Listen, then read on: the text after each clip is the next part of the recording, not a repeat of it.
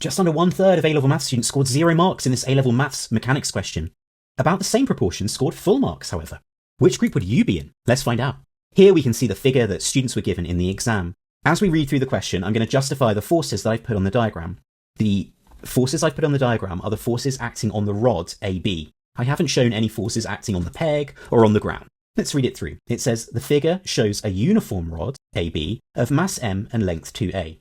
So the fact that this rod is uniform means that the weight, which is mg, because it's got mass m, is going to act precisely at the midpoint of the rod. The rod has length 2a, so the midpoint, the halfway point, would be of length a, little a, from capital A, and similarly little a from capital B. It says the rod has its end A on rough horizontal ground. So there are going to be two forces acting at A. One is going to be friction. How do I know that there's friction there? Because it said that it's a rough horizontal ground. That means friction is going to be acting. Imagine that this rod were going to slip. If it were going to slip, it would slip this way. So this point A would be wanting to move towards to the left. Friction always acts to oppose the motion. So friction would be acting in the opposite direction. So I know friction is going to be going this way. What about the normal reaction? Which way does that go? Students often get this confused, and they would show it being normal to the rod itself, at 90 degrees to the rod. That's wrong. The normal reaction is normal to the surface that the object is acting upon. So it's normal to the ground here. It's at 90 degrees to the ground. I've called that force R. I've called friction F. Next it says the rod rests in equilibrium. So that means that our forces are going to be balanced. The sum of the upwards forces will equal the sum of the downwards forces. The sum of the leftward forces will equal the sum of the rightward forces. And if we take moments about any point, the resultant moment will equal 0. That's because the sum of the clockwise moments will equal the sum of the anti-clockwise moments. It says it rests in equilibrium against a small, smooth, fixed horizontal peg, P. So the fact that this peg is smooth means that there's not going to be any friction at P. But there will be a force on the rod due to its contact with P. Again, that's the normal reaction, and that's normal to the surface of the peg. The surface of the peg there, well, because it's a circle, imagine taking a tangent, well, our normal reaction would be at 90 degrees to the tangent to the circle.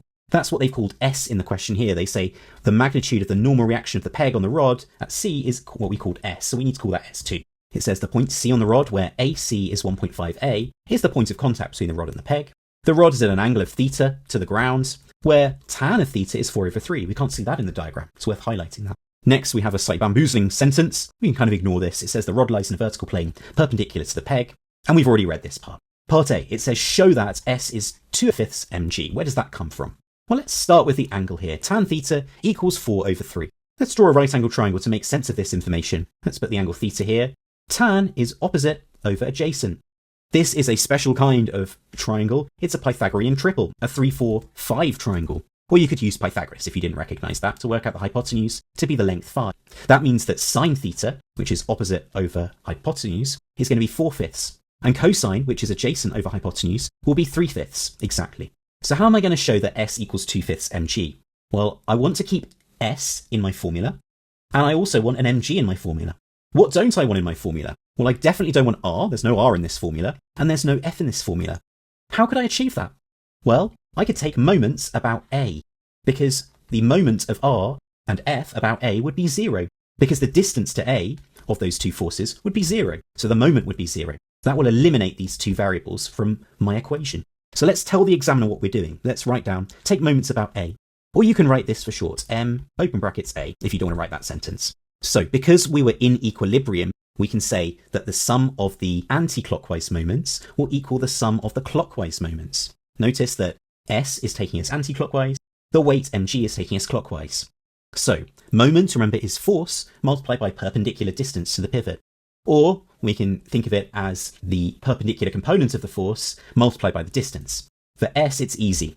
S is already perpendicular to this distance 1.5. So all we need to do is multiply the force S by its perpendicular distance to the pivot, 1.5a. What about mg?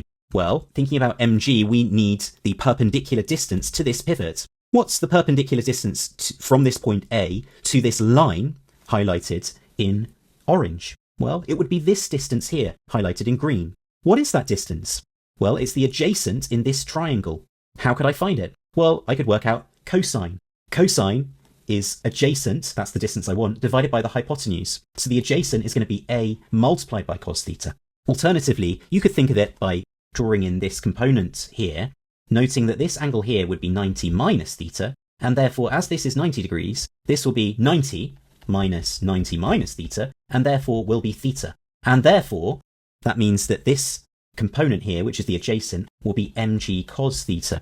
So we could multiply mg cos theta by this length here, a, and we'll end up with exactly the same thing as thinking about it in the other way.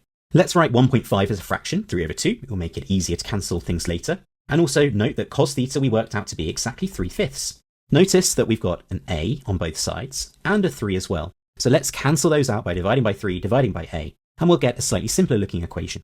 Remember what we're aiming for, we want s equals. So all we need to do is to multiply both sides by 2 and tidy it up to get 2/5 of mg. Part B, it says the coefficient of friction between the rod and the ground is mu.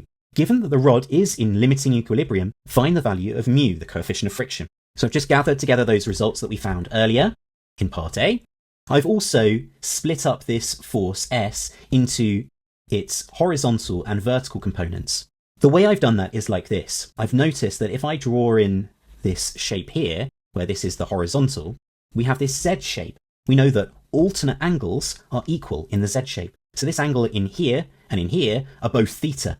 Notice that we've got a 90-degree angle in here. So that means that this part here would be 90 minus theta. But then we've got another 90-degree angle here. So this part here must be theta, so that these two parts together add up to 90. Therefore, this vertical component, being the adjacent of this triangle, this right angle triangle, is going to be s cos theta, and this component here, being the opposite in this right angle triangle, is going to be s sine theta. Notice the direction of these arrows too. So when we're in limiting equilibrium, there are always different things that we can do. 1, we can resolve horizontally to say the leftward forces equal the rightward forces. 2, we can resolve vertically to say that the upwards forces equal the sum of the downward forces. And 3, we can always use that the value of friction is equal to its maximum value. And that's mu times by the normal reaction at the point where friction is acting. So let's do those 3 things. Let's first resolve forces horizontally. So we have balanced forces, we're in equilibrium. The rightward forces, there's only one of those, F, would equal the leftward forces. There's only one of those, that's S sine theta. Remember, in the previous part of the question, we worked out that S was 2/5 mg, and we also worked out that sine theta was 4/5. So doing the number crunching there, we end up with 8 over 25 mg for F. Next, we can resolve forces vertically. We have 3 vertical forces. 2 of them are going up. That's R and S cos theta. So R plus S cos theta going up must equal the downward force, that's mg. Remember, we worked out that S was 2/5 mg and cos theta was 3/5. If we do the number crunching here, 2 times 3 gives us 6, 5 times 5 gives us 25. Notice that this is an mg term, this is also an mg term. This is 25 over 25 mg, 1 mg. 25 over 25, take away 6 over 25, is 19 over 25, mg for R. Now, as we have limiting equilibrium, the frictional force F must equal its maximal value, and there's a formula for that. That's mu times the normal reaction at that point. That's what we've called R. So we know what F is, we worked that out here, that was 8 over 25 mg, and that equals mu, multiplied by R, we've also worked that out. That was 19 over 25 mg. Notice that we've got some things in common on both sides. We can divide by m, we can divide by g. We can also multiply by 25. What are we left with? Well, just 8 equals 19 times mu. So if we want to work out mu, we divide by 19 to get this fraction, which you could write as a decimal to get the final mark. Either the fraction or the decimal are actually acceptable here. Would you have got all 6 marks there in part B?